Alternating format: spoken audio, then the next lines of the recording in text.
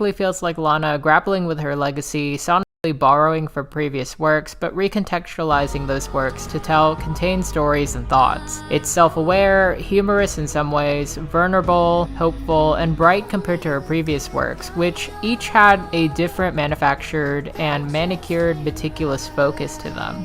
2017 borrowing from previous works, but recontextualizing those works to tell contained stories and thoughts. It's self-aware, humorous in some ways, vulnerable, hopeful, and bright compared to her previous works, which each had a different manufactured and manicured, meticulous focus to them. 2017 in retrospect was a chaotic year in pop. It was the aftermath of the authenticity movement spurred by records like Joanne. Traditional pop was really fading away. Katy Perry went political, Lorde blessed us with melodrama and basically caused the Jack Antonoff Renaissance to begin. Taylor was embarking on the Reputation era, and in the middle of it all, Lana had blessed us with this earnest and thoughtful record. For some, her consistency was a life graph of sorts. Unlike my previous videos, I will be going out of order because, like this record, my thoughts are all over the place. My hottest take is that Lust was a life graph of sorts. Unlike my previous videos, I will be going out of order because, like this record, my thoughts are all over the place. My hottest take is that Lust for Life, while not overtly political, was a better protest record than Witness, without ever intending to be. Around the album's release, Lana was not afraid to speak out. Lana ceased using the American flag backdrop during her tour. She even casually confirmed that she had hexed Donald Trump talking to NME. On the record itself, Coachella Woodstock in My Mind refers to a moment during Coachella where she invoked a prayer of peace. She reconciles the irony of spending a weekend dancing when tensions in North Korea were at an all-time high. Lana infamously called feminism not interesting during the ultraviolence era, and here she uses Lady Liberty to empower and praise women in God Bless America and the beautiful women in it. In an interview, she wrote that she was inspired by the Women's March and her concern about lawmakers not representing her or other women's best interest. The most charged song has to be When the World Was at War We Kept Dancing, where she contemplates the end of America as we know it, urging her listeners to stay awake, aware, to keep dancing, a metaphor evoking previous movements that called for love and change. The song Change itself alludes to nuclear fallout in the verses, calling out how sometimes thinking it's another person's job to care has led us to where we are. It has a hopeful note about the resilience of the people and still being there for change when it comes. On a lighter note, the album also continues Lana's running themes of romanticizing love and life, hence the title Lust for Life. I always thought that love was a perfect opener, a nostalgia-tinged warning, and hopeful ode to being young and in love. The production feels like a warm hug evoking both classic sounds and Born to Die. The title track, With the Weeknd, is pop perfection, a gorgeous, sweeping, life-affirming song layered with so many references to classic Hollywood lore, 60s girl groups, The Great Gatsby, her own songs, and Iggy Pop. Abel's voice and the harmonies are magic. It's also not a Lana album without tragedy and love. 13 Beaches is a crushing highlight about Lana mourning a past lover while trying to find peace and privacy from the paparazzi. The chorus can feel like a metaphor about disliking the spotlight itself and needing to face it at times to continue doing her passion. Cherry feels like a continuation in her saga about men who are no good for her. The annoyance in her voice on this track makes this one a gem. The way that she says bitch is a classic, it's just so blunt.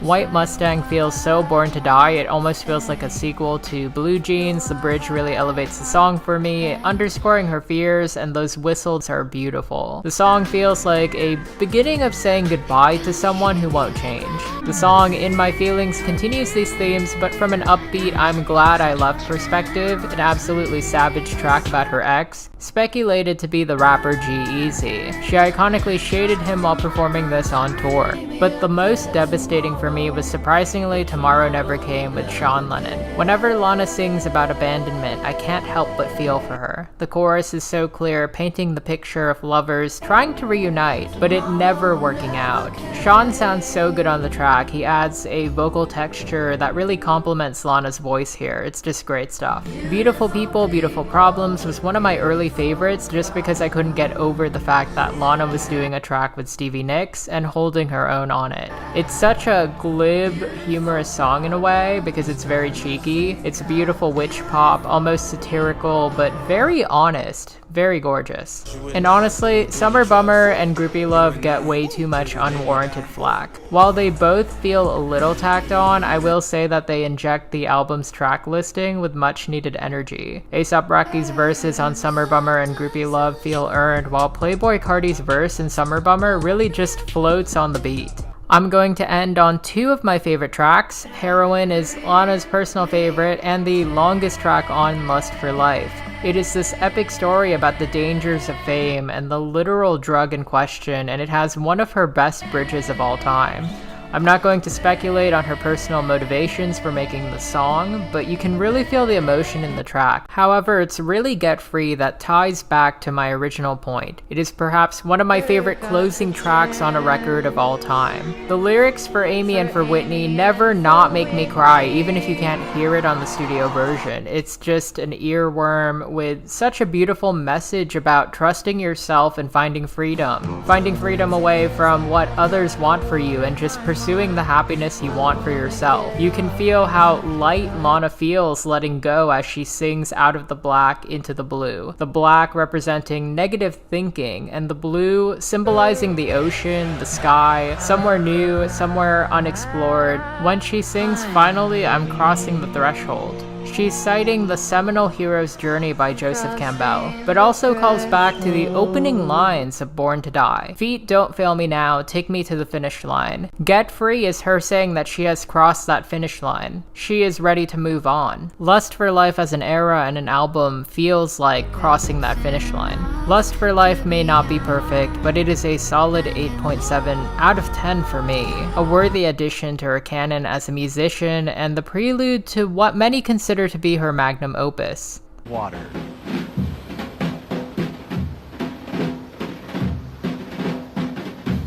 And that's a wrap, guys. Thank you so much for tuning in to my 4th installment of the Lana Del Rey recap series. I plan to do one about NFR very soon, and within that I will touch on her collaboration with Ariana Grande, Don't Call Me Angel, and I might do a brief recap of the Blue Bannisters and Chemtrails Over the Country Club releases.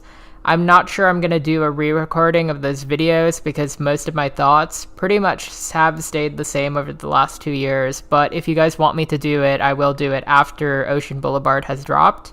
Shout out to my members. Feel free to comment below what your favorite track from Lust for Life is. Previously on my Lana Del Rey career recap, we discussed Lana's 4th major record, Lust for Life, which signaled a return to Lana's pop and hip-hop sounds and marked a splashy return to the public eye.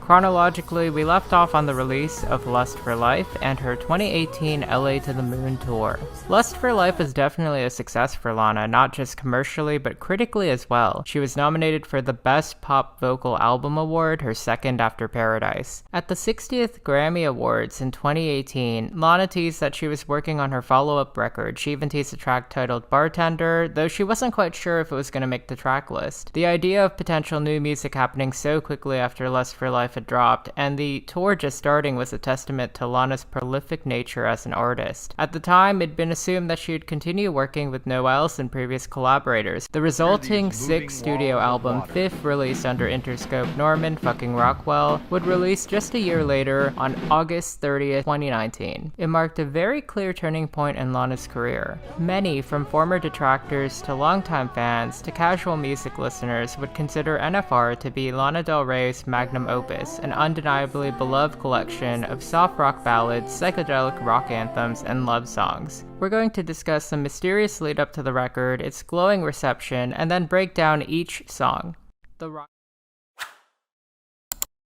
NFR's creative process, for the most part, was pretty secretive. Lana kept a very low profile.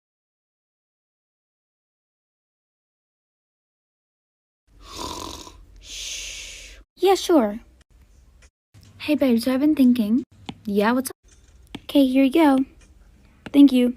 Thank you. Here you go. Thank you so much. That's okay, no problem. And since that point on, me and Gabriel started dating. I learned a lot.